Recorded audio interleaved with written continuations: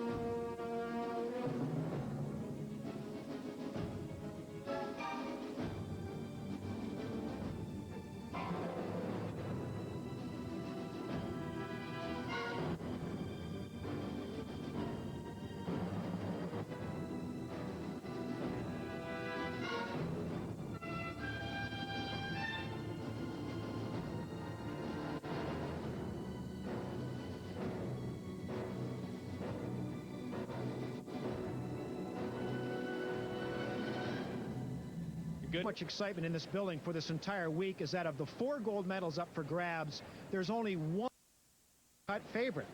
Barb Underhill, we have 3 gold medals, which could go any number of ways. Well, this whole crazy, busy, unbelievable season has led to this week. It's unbelievably exciting, and it has set up some incredible head-to-head battles.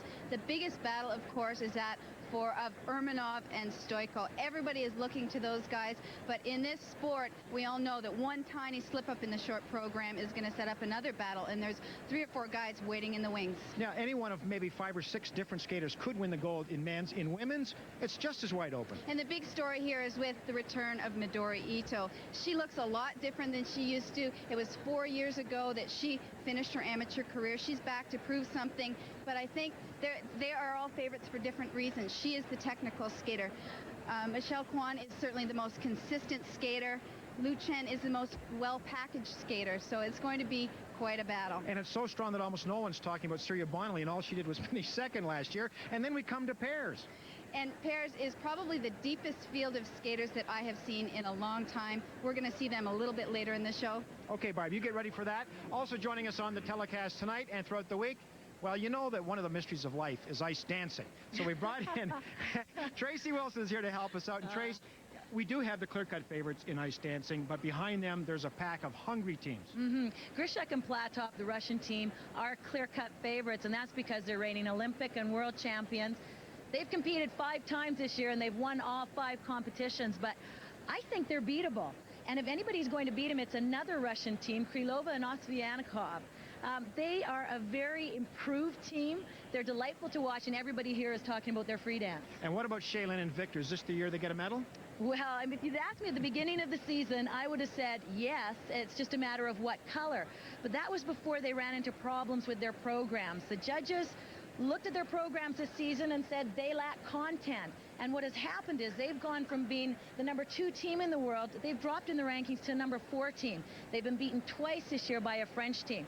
So after the Grand Prix 3 weeks ago, they came back, they added content to their programs, and now we just have to see if they've had enough time to iron out any of the kinks in the program. So we see dance in pairs tonight, Rod. We're excited down here. 1987 Cincinnati was my first World Championships, and it blew me away. So many distractions, so many new experiences in just 1 week. Having skaters I'd only seen on television step right into the elevator with you. Going to compete figures and having 3,000 or 4,000 people show up. 17,000 people for the short program. Gifts from sponsors, autographs, television, networks. Brian Orser won his world title. I loved every second of it. It was one of the best weeks of my life. It's not whether a person at their first Worlds will be overwhelmed. They will. It's just whether or not they handle it. My first Worlds was in Halifax, and actually it was an exciting experience, you know, to be to be competing at the level with all the guys that I looked up to. Probably the hardest thing about that was I had to skate right after Kurt Browning in the long program, and it took him 5 minutes or so to clean the ice. Our first year together was in Prague. We were there 2 weeks in the van. We had some rough time, you know, like the training was really rough. We were with different coach. Yeah, it was hard. I think I was less nervous because I didn't know anything, you know, like I was just there to have fun, I guess. The next competitors representing Canada. Now here's a couple that can just do no wrong when they compete in Canada. The junior champions way back in '92, they stepped into seniors, and they've won it every year since. They're 4th in a row in Ottawa just a few weeks ago. But of big concern to Shailene Bourne and Victor Kratz was their 4th place finish in Paris in the Grand Prix final. Very important that they get off to a good start here, and I'm so glad that this is the first dance for them, because I think this is their best dance. It really shows off their deep edges and their smoothness.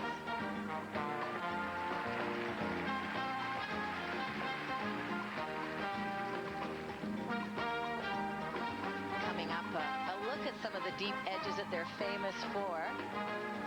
Look closely at the skate. See that curve that it draws on the ice? That's what the judges are looking for. If it's flat, you get low marks. If it's very deep, you get high marks.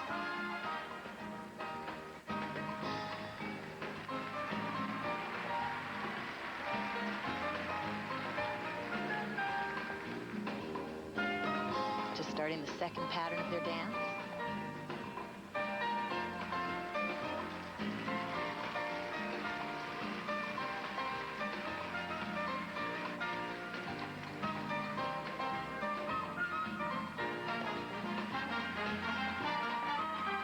Well, they're really skating beautifully.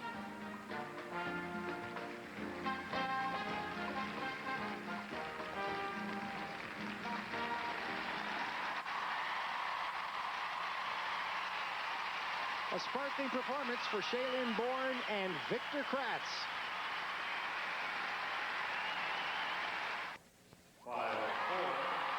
Their rise at the World Championship level has been absolutely meteoric. For Shailene Bourne and Victor Kratz, only 14th in '93, they were 6th the year after, and then 4th last year.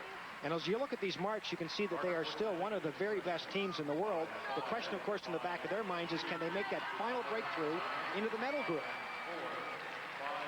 Outstanding marks. Oh boy, what a welcome for Shailene Bourne and Victor Kratz. And really the pressure just builds each time they step to the ice. As much as you can tell, these people love to skate, and I'm sure they're having a terrific time performing in front of a Canadian crowd. They have a lot to prove here. Anasina and Pezarek got very strong marks. I think Shailene and Victor can outskate them, but they definitely cannot make a mistake if they want to hold on to the 3rd place.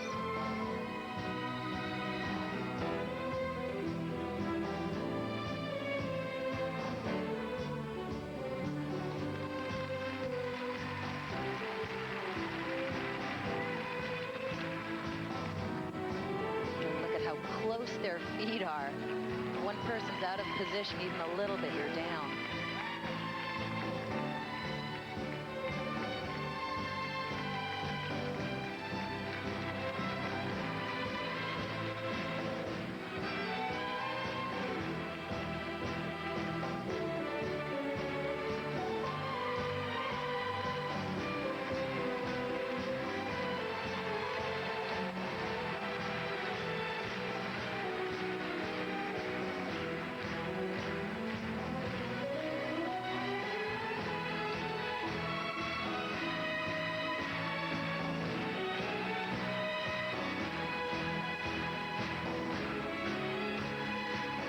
The audience clapping along, and yes, there are pro-Canadians, but also these two are drawing the audience in because their style is very subtle, it's very natural.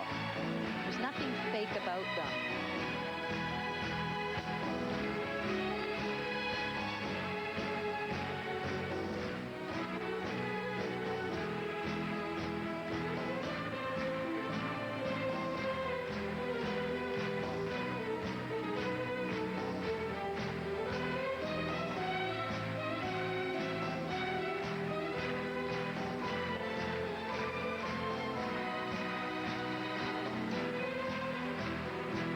That's the dance they needed.